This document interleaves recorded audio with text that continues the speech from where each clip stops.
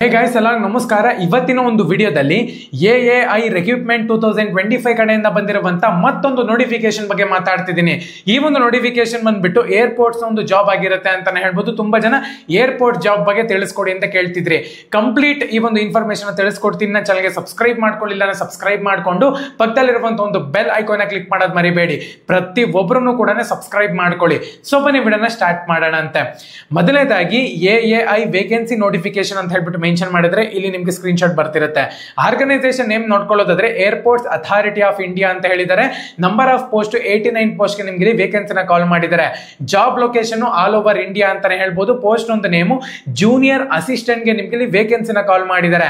Salary 31,000 ರೂಪಾಯಿಂದ ಹಿಡಿದು 92,000 ರೂಪಾಯಿ ತನಕ ಕೂಡ ಕೊಡ್ತಾರೆ. ಎಜುಕೇಶನ್ ಕ್ವಾಲಿಫಿಕೇಶನ್ ನೋಡ್ಕೊಳ್ಳೋದಾದ್ರೆ 10th ಅಥವಾ 12th ನೀವು ಇಲ್ಲಿ ಪಾಸ್ ಆಗಿರ್ಬೇಕಾಗತ್ತೆ. ಏಜ್ ಒಂದು ಲಿಮಿಟ್ ನೋಡ್ಕೊಳ್ಳೋದಾದ್ರೆ 18 ವರ್ಷದಿಂದ 30 ವರ್ಷದ ಒಳಗಡೆ ಇರಬೇಕಾಗುತ್ತೆ.